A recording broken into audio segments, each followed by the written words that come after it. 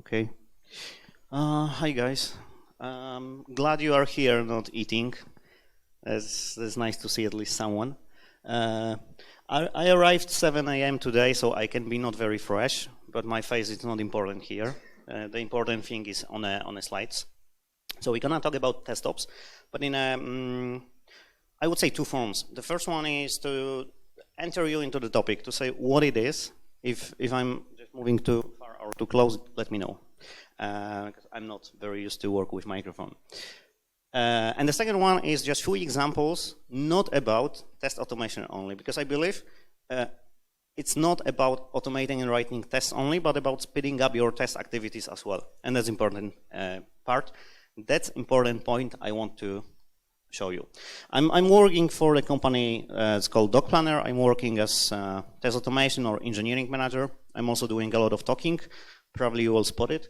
I'm doing workshops mostly from technical perspective, and I just love Python. So if you don't like it, nothing happens. Okay, this is a smart sentence. So nothing actually here. And that's important. So this is more or less like simplified model of how we approach tests.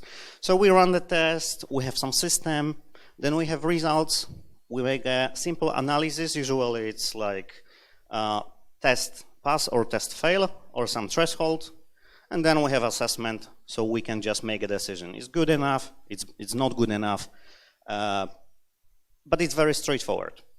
But actually, I like numbers. I really like numbers. So just few numbers about how the world is changing. So Facebook sends over 31 million messages and videos every minute.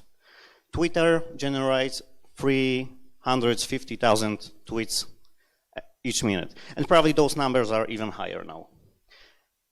Google with 1 billion searches, probably now it's like few billions already each day.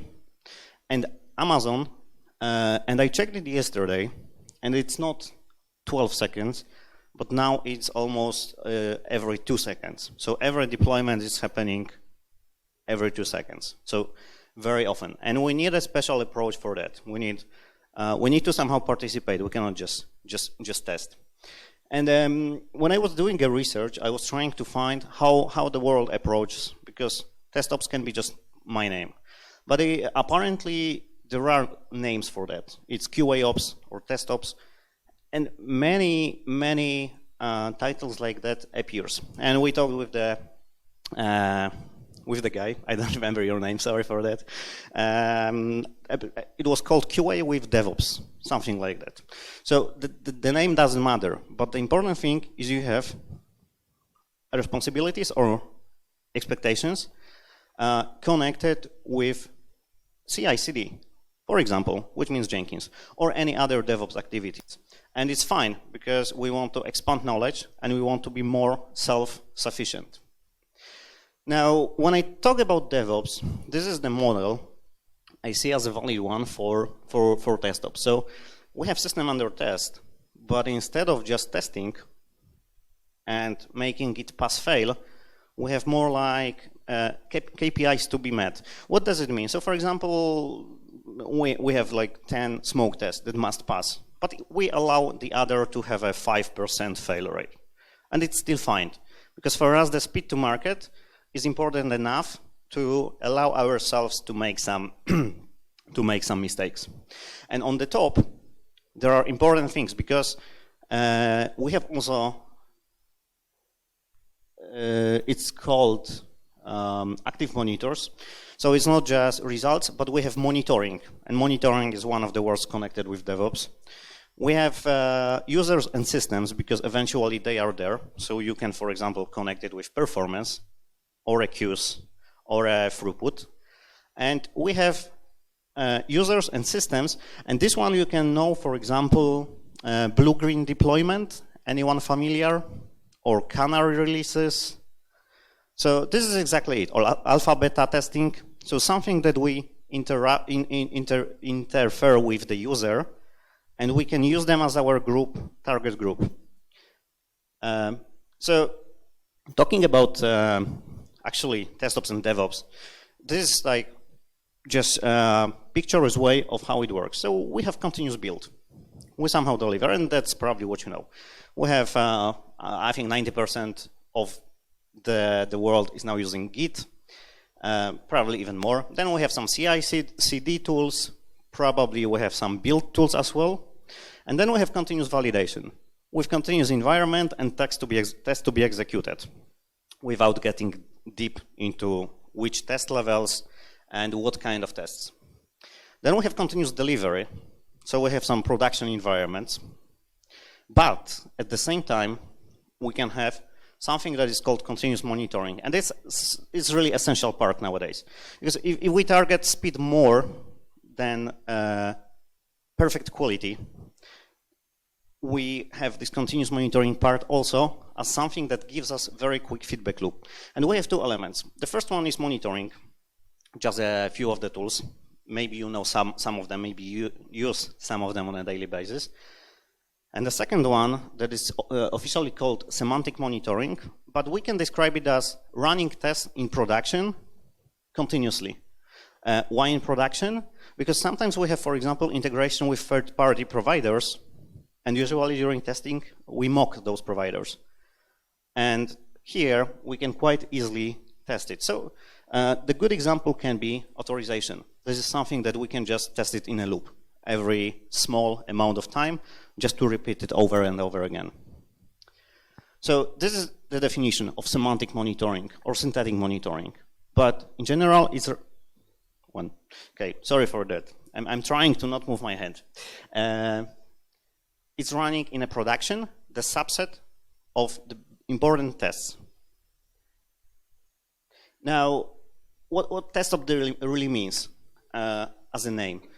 It's not doing what guys, usually we call them DevOps. I prefer the name SRE, so software reliability engineers, because DevOps for me is a culture, not a position, but is naming. So it's not building, but integration. So you can easily integrate what you create, like test automation, with the infrastructure that is created.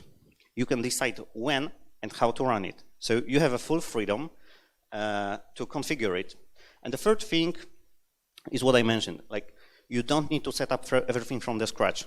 You need to integrate your part into what is already created. And who can say that is working in DevOps environment? Who can just say, oh yeah, we are doing DevOps? Anyone? Or kind of? Kind of, okay, at least. I mean, it's super sexy. Now it's like, yeah, we are DevOps. A few years ago, the sexy term was, we are doing Scrum. Now it's changing. In a few years, it will be something different. So DevOps for me is a culture, it's not just a position. And why we should then care so much? And the answer is because we want to do things continuously. Continuous deliver, continuous deployment, continuous integration, everything continues. And that's fine. That's fine because you invest in a speed. You are fast to the market.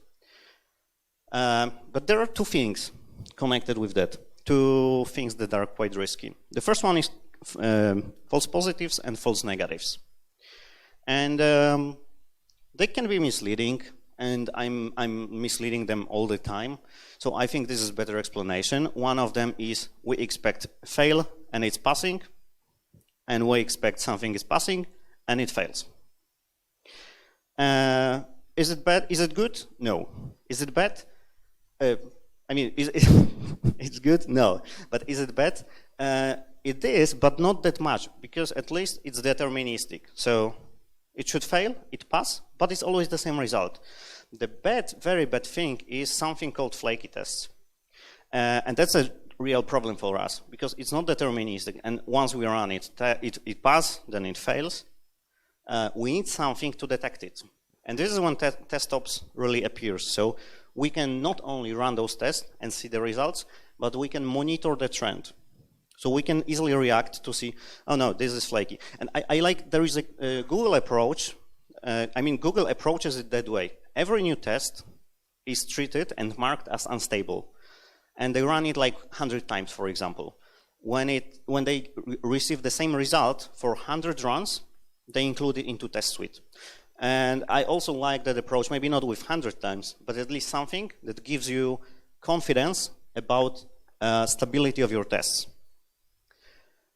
And this is like the chart when you can see, all those fancy words like agile, continuous integration, continuous delivery, and DevOps. This is like stolen from one of the charts. So you have collaboration, you have value, and that's I agree with that. I mean, the more collaboration, the better value. But there is one thing, and this one I couldn't find, because we can easily exchange value with risk. The more automation you have, the less control, at least without proper setup, you have. Because it's just running. You cannot spot it. So you need some monitoring and alerting system to let you know, it's not going fine, or we need some reaction from your side. So this is more smart, I think. I mean, I'm telling myself this is smart. So more continuously, more automatically, more risky. So when we want to do things automatically, we need to put enough effort to control it. It's like with robots. If we build robots, and that was like a few tens years ago, when people started building robots, one of the most important rules is to build a robot that doesn't kill you. I think that's pretty important assumption. So the same here, probably this doesn't kill us, but our software can suffer. And that's very often connected with high-tech companies. I mean, they mostly suffer. So either startups, or growing companies, or scaling up companies, or companies with new technologies, like Internet of Things, cryptocurrencies, blockchain. Usually here you can see it. And what are the problems? You can probably just count how many of you have. Lack of time, no proper approach like TDD, BDD, unit tests, no documentation, not enough testers, event-driven development, and chaotic environment. So you can just count if you marked all 5. Good job, but probably you have a lot to fix. And this probably you know very well, that there is a triangle with cost, speed, and quality. This part with quality is very often just nobody is interested. And usually we have speed versus quality. I mean, we are trying to balance how quick and how good quality. But we can somehow achieve maybe better and not fighting between speed and quality, but trying to combine them, how to achieve speed and quality together. And there is a nice term for that. It's quick wins or low-hanging fruits. So something you can get quite easily with small amount of effort. And this is when we jump into the second part. So how with automation you can improve your processes or your activities, daily basis activities. So I have 3 examples for you how I would say simple automation if someone is experienced in coding. If someone is less experienced, it's still doable because it's not like building the whole framework, but just building something to help you and to speed up things. So the first thing is just tooling. So if you're interested, this is what has been used here, but I wouldn't focus on tooling that much. Why? Because when we talk about solving the problem, we usually talk about how to solve the problem, not about what kind of hammer I use. I'm not interested about talking about hammer. I'm interested about talking what was the problem with the nail. And the same with the toolings. Toolings is something you have, but it's not it. So I don't like to talk about tooling. I like to talk about problems. Actually, I hope you too. Yes, you are mostly testers, so we like to talk about it. The first thing was when I was working in an IoT company, there was very often ad hoc testing. And the problem was because hardware was popping up and new firmware versions for hardware, so software on hardware, were not very well matched with delivery of mobile application, with web services, and so on. And there was very often need for manual testing. But what was the problem? There is some kind of test management tool, and some tests connected with the specific area and specific features. Actually, this is like the company doing cameras for pets. So even before my talk, I was checking if my cats are still safe and not hungry at home. So this is when you do what you love and love what you do. But getting back to the point, you have like this division of functionalities. But we have the test bucket. Then we have test suites. And in the tool I was using, it was for some reason called test cycles. So namings are just confusing. But let's call them test suites. And underneath, we have test cases. Now, we have a product, and actually just combining it on a high-level components, we have backend, frontend, mobile app, which is iOS and Android. But then you have a request. Like, oh yeah, let's implement the new game mode for the pets, because pets are bored. So let's do it. And we have a bunch of tests. So those are just test cases. But some of them relate to different components. And the only affected part was backend part. So we don't want to test everything. There is no such need. And the usual approach would be I'm choosing manually what to test, which test cases are suitable for that, or just using a query. So in that case, those three only are applicable. But usually, you know, it's not free. It's more like sometimes 300 if it's a big feature and big release. So what we can do instead is just to choose those three automatically and group them, creating just a new test cycle. And the only job to do is just to go through them and execute test suite. So why not to build the tool? I'm not getting into implementation details, but why not to build a tool just to run somewhere in Jenkins or whatever that I choose the component, and after the run is like 1 or 2 minutes, I have the fully done test suite. And the only thing I need to do now is just to execute those test cases. I don't care about setting up, which is probably the most annoying part, choosing the test cases, setting up the environment. We can do it to speed up somewhere in the tool. And with that, we can speed up manual testing a lot.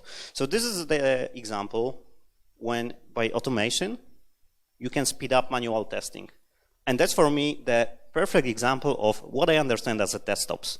It's not just test automation. It's all around test activities that you can use to speed up your testing processes. The second example is project testing, project workflow management. So let's start with the simple approach to do in progress done. So as like just the Kanban approach, we can add some more columns. Just please don't focus on exactly which columns because they are random. Don't discuss if we should have QA in progress column or not. It depends on your context. So it doesn't matter. But we have feature, we have bug to do. I mean, bug to fix, feature to be implemented. And at some point, we have on a development side, something is ready, but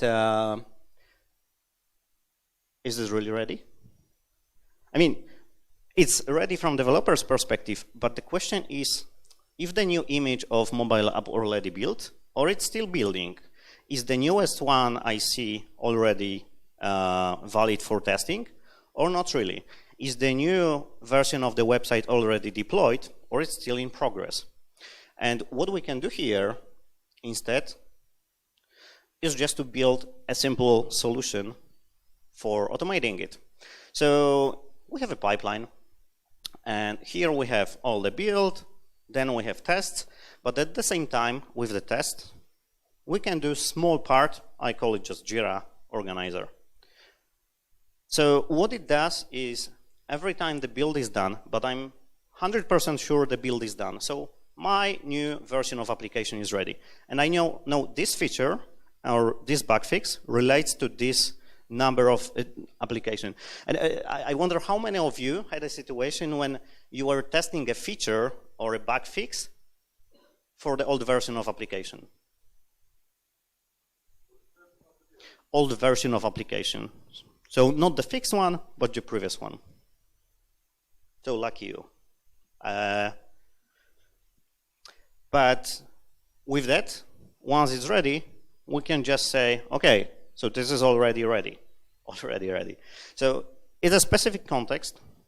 It's a small part, small automation, but it can help you with aggregating what I really need. So this automation, I would call something that improves your communication and collaboration. I don't need to guess if it's already ready for testing because it's automated. And the third example is mobile app handling. At least I call it mobile app handling. This is Crashlytics. So all the issues, all the crashes from the customers that they faced at some point. So for example, when you open an app, there is a crash, it's reported. Hopefully it's reported, because if the app is not connected to any tool with aggregating crashes, then you don't have it.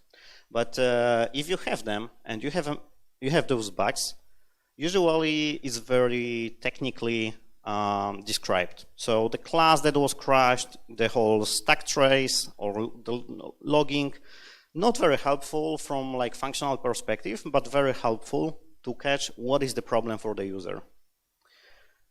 But what is the important thing here? The important thing here is to understand with those crashes, what is the real problem? So if I have 110 crashes in a month, is it something serious? Or is it something that I don't care that much? So usually, this is how we approach. I mean, you just calculate how much impact it has. But I don't like a lot of text on a slide. So I'm going to explain you more on an example. Let's say we have 100 crashes. And we have 100 users for a month and one crash for every user. Is it very harmful? I wouldn't say so. One crash, yeah, somehow I can survive it. But if I have 10 users with 10 crashes, every of them, I would be pissed off. So my reaction is I install this app. So this is important to know also. Just total number doesn't give you the whole context always. So you need to understand how much impact it has on the user. But you can easily calculate it. So when it's a critical, when it's a blocker, every context is different, so probably your own metrics will be different. So if I'm setting for my context, maybe this 100 with one bug for every user is fine. And for you, it may be not fine, because maybe your product is, I saw a nice, it was like 2 years ago, the company was doing smart lockers for the doors, mostly for Airbnb. And the concept was you were receiving a key to the app, you were using the app, coming to the door, putting your phone, entering the flat. You are happy because you don't have to meet the owner. Owner is happy because doesn't have to meet you. And the problem was there was one bug. I mean, just one crash. When the locker was updating, it just stuck. The problem was when it's stuck, nobody can enter. So if you are traveling and you want to enter the door and you cannot, it's a problem. But in worst case scenario, you can just call the owner and maybe help. If you went to the shop to buy bread and you want to get back and you cannot enter, it's already a much bigger problem. And this problem was very harmful for the company. So in that terms, with that specific case, one crash per user, even in half a year, is very important. So this is what I mean. There won't be a golden solution. There won't be a golden number you can just put saying, okay, this is what I can implement. You need to always carefully consider what is important for me and what is important for the user. But getting back to solving the problem and leaving this context behind. So if I already know what are the numbers, so if I have 10 users with 10 crashes, it's something that is already critical because I have just 1,000 users for the application and 10 of them, there is a risk they will leave it. So what I can do on my side is to implement this bottom part. So this is another example of how the workflow can look like. we have some CI/CD, then we have some jobs with putting Android iOS image, then we have some logging, Elasticsearch, maybe Kibana, but then we have our own part. So what we can do here is to do three things. The first one is to start reporting in a place that people care. It is just external tool. When you can put it as a blocker to Jira, usually it has much more effect than having it in the tool that maybe 5 people in the company has access. Yes, it's usually like that. You have 5 mobile developers, that only they see it, nobody cares. If you can extract it to build the visibility outside, is a different story. So those bugs will be technical, they will be described in that way, unfortunately. But on the other hand, you are interested in, oh, we have a blocker, and we can extract that information exactly from there. And this is the sentence I was once almost kicked for being, I don't know, sexist or something. But then I showed it to my girlfriend, and she said, yeah, it's funny. So I left it, because the problem here is when we have returning bug. And this is, for example, one of the metric is returning bugs. How many of them we have? But fortunately, with the tool, we can do something much better. Because when we have a tool, we can check if that exact crash appeared earlier. With the human, it's not that easy. You need to either remember or to search all the bugs. With the tool, you get it out of the box. So the third part here is you can just start reporting. So you put it to Jira. That's one thing. So you build visibility. People who are working in a product team, they have it in their backlog. They cannot just say, hey, we cannot see it, because they have it. The second thing is you can track metrics. So you can see how many of them goes back. So if I have 10 issues that are opening every month, is a problem, and maybe I can react. And the third thing is I can start alerting, for example, using mails or Slack, just an integration with external tool, if something important pops up. And the last thing is just Kibana used for visualization, but you can use, actually even, I think there are nice plugins in Jira nowadays. So you can visualize in Jira, like on all the trends, all the issues with the priority and so on. So you can build nice dashboard just to have a visibility.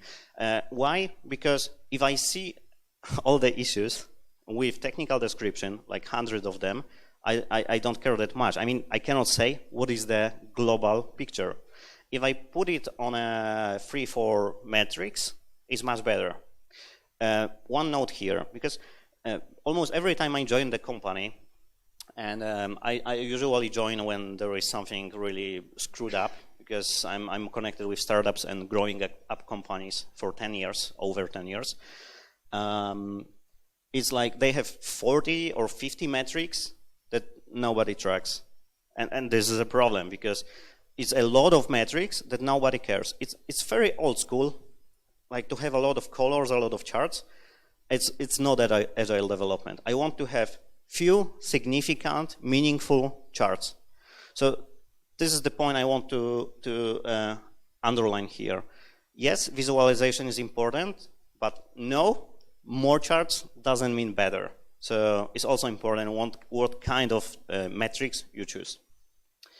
So having those 3 examples and initial introduction, what does it really mean to have, we said about a lot from QA side. So now we take pipelines, now we take automation, improvements. What is the developer's role in this approach? So you can say it's like that, because we take everything, but it's not. It's why we do it is just to be quicker, just to be less dependent, because if I can open a pipeline and I can make a small change, or I can write an own code and run this build by myself, I don't have to say to DevOps guy, hey, can you do it for me? It's super frustrating. And usually you don't need a lot of knowledge. You are not building the whole infrastructure. You are just adding your own parts, sometimes very small parts, that helps you. So takeaways. TestOps is quite unique, as you have seen. And the first time I have seen this term was like 8 years ago, which is long time. And still somehow is not introduced. Still, at the conferences, even we talk about testing, which is important, about metrics, about test management, which is important. But there are not many conversations about how QAs should participate in other activities on a software development lifecycle level. And this is exactly one of them. So this is quite unique, but I think super valuable. And it plays really significant role when it comes to collaboration with developers. Just imagine, you are either in the team or you are external testers team. Like, it depends what is your company doing. But you don't have to come to the developer every time. You can just do it by yourself. So being maybe not one in army, but having competences to do it is super important. And don't focus on tools. Because that's the other tendency I see. We are spending days and weeks choosing the tool when the real problem is how to solve the problem. And when I started, that was a problem with front-end testing. So should we use Selenium or Cypress or Playwright or maybe Puppeteer? And I know the team spending like weeks. I mean, it's important to make a comparison, to make a research, but not spending so much time just deciding about tool. So focus on the problem solving, and then just find a tool that fits your needs. That's enough. If you know what you need, you will just find a tool. Invest the time in continuous improvement, because it's not like building the perfect solution. Those small parts really brings you value. So adding small parts rather than building the whole infrastructure. And you can just incorporate this quick win approach. So what I can do, which is quite or relatively simple, to implement it. And just explore, investigate, and have fun, because it's really fun. If you have a chance to find a solution, what I can do today to speed up my testing. And like 2 talks ago, there was a talk about zombie bugs. I think that was the name. And one thing, for example, what I could add to this talk, but that's exactly, I would call it TestOps, because you have some automation that reminds people, that sends a notification, but what you can do as well is to implement a service level agreement, so SLA, something that is strictly connected with DevOps. So if someone is reporting blocker, and in like 2 hours there is no response, I'm escalating it somehow. So I'm putting an alert, like with, the system is down, so I need some alerting, and you can do exactly the same. So have fun, and thank you very much.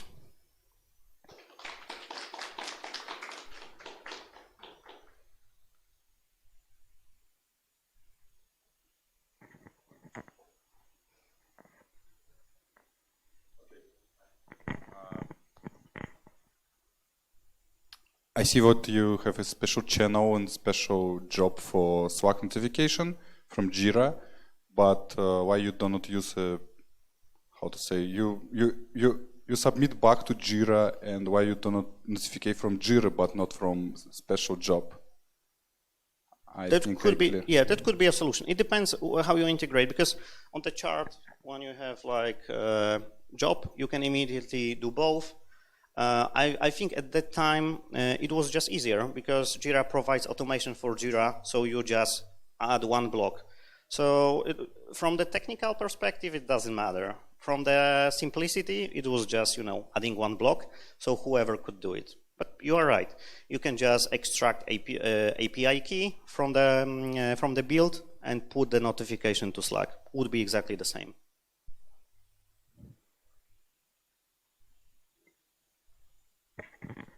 Next question.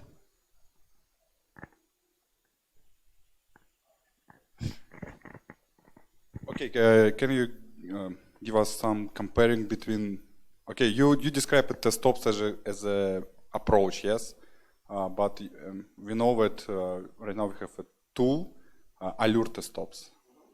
Did you have a chance to use it? And yeah, Allure TestOps is a tool. I like it. I mean, I use usually Allure without TestOps because it's just reporting. That's what I need. But I think if you want to understand TestOps, just installing Allure TestOps and checking what you can do is good explanation. So just clicking all the functionalities. But that's cool point. Yeah, Allure DevOps it's nice. If you find the value for yourself, I didn't because we had another solution. But if you have a new project, it can be fine. There is, for example, another one. It's called. I think guys from EPAM did it. It's Report Portal. It's kind of TestOps as well. You have a lot of integration. You can put a lot of automation. So this is good. Those are good examples. Okay, thank you.